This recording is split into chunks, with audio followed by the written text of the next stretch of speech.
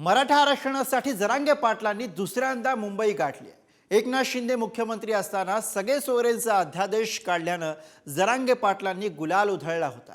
पण सरसकट मराठा आरक्षणाची मागणी पूर्ण न झाल्यानं जरांगे पाटलांनी आझाद मैदानामध्ये उपोषण सुरू केले। हाच धागा पकडत मनसे अध्यक्ष राज ठाकरेंनी माजी मुख्यमंत्री एकनाथ शिंदे यांच्यावर निशाणा साधलाय। बघूया।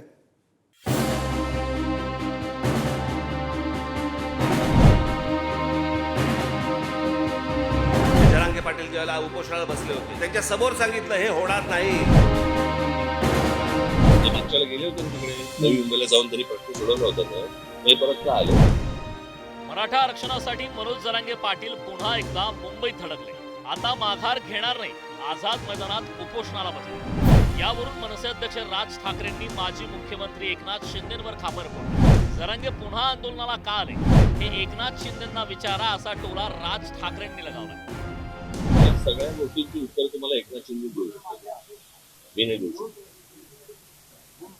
ते जेव्हा येतील तेव्हा त्यांना विचार। मुंबईकरांना मोठा त्रास होतोय, सीएसटी स्टेशन असेल या बसेस असेल सर्वच लोक अडकलेले आहेत, त्याचा फटका मी पुन्हा माझ्याकडे ह्याचं एकच उत्तर आहे की जेव्हा एकनाथ शिंदे येतील त्यांना विचारा की मुंबईकरांना खूप त्रास होतोय।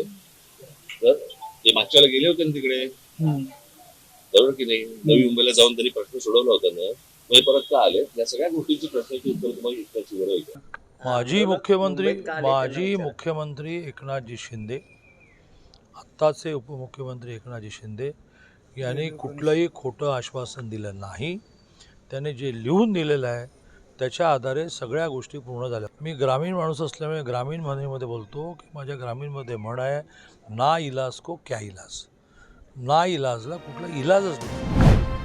एकनाथ शिंदे मुख्यमंत्री असताना 2024 मध्ये 26 जानेवारीला जरांगे पाटील हे आंदोलनासाठी मुंबईच्या वेशीवर धडकले। त्यानंतर सरकारच्या शिष्टमंडळानं जरांगे पाटलांनी सुचवलेल्या सुधारणा करून आरक्षणाबाबत अधिसूचना जारी केली। वाशीतील सभास्थळी मुख्यमंत्री एकनाथ शिंदेंनी सुधारित अध्यादेश हा जरांगे पाटलांना सुपूर्द करत भाळी विजयाचा गुलालही लावला। त्याच दिवशी राज ठाकरेंनी जरांगेंच्या आंदोलनाबाबत ट्विट करत आरक्षण कधी मिळणार हे पण एकदा मुख्यमंत्र्यांना विचारा, असा सवाल केला होता। 27 जानेवारी 2024चं राज ठाकरेंचं ट्विट। श्री मनोज जरांगे पाटील यांचं अभिनंदन, सरकारने तुमच्या सगळ्या मागण्या मान्य केल्या, आता फक्त आरक्षण मिळायचं बाकी आहे, ते कधी मिळणार हे पण एकदा मुख्यमंत्र्यांना विचारा, म्हणजे आपल्या मराठा बांधवांना भगिनींना ही खरी परिस्थिती समजेल। मात्र आरक्षणाचा प्रश्न न सुटल्यानं राज ठाकरे हे वेळोवेळी आपल्या भाषणातून रोखठोकपणे भूमिका मांडतायत। महाराष्ट्र एकसंघ राहू नये याच्यासाठी मग जातीची विष पसरवले जातात, जातीचं विष। ते जरांगे पाटील ज्याला उपोषणाला बसले होते, मी गेलो होतो तिकडे, त्यांच्या समोर सांगितलं हे होणार नाही। होणार नाही याचा अर्थ होऊ नये असा नाहीये, टेक्निकली हे होऊ शकत नाही। महाराष्ट्रामधल्या माझ्या मराठा बांधवांना भगिनींना माझी हीच विनंती आहे, यांच्या भूलतापांना बळी पडू नका। जी गोष्ट घडू शकत नाही, होऊ शकत नाही, याची हे आश्वासन देत आहेत। 2023 मध्ये अंतरवाली सराटीत आरक्षणासाठी मनोज जरांगे यांच्यासह मराठा आंदोलकांवर पोलिसांनी लाठीचार्ज केला होता। त्यावेळी मनसे अध्यक्ष राज ठाकरे मनोज जरांगेंच्या भेटीसाठी अंतरवालीत पोहोचले होते।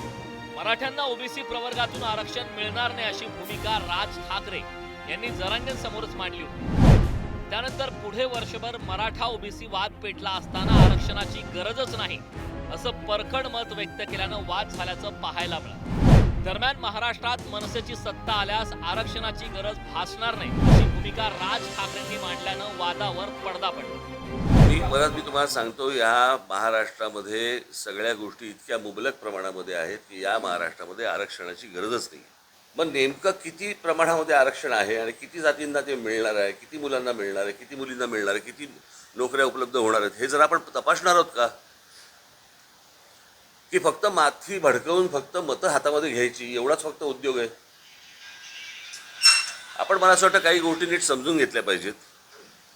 हे सगळं जे राजकारण चालू आहे हे कोणाच्या ना कोणाच्या तरी खांद्यावरती बंदुका ठेवून फक्त राजकारण सुरू आहे आणि मतं फक्त हातामध्ये घेणं सुरू आहे।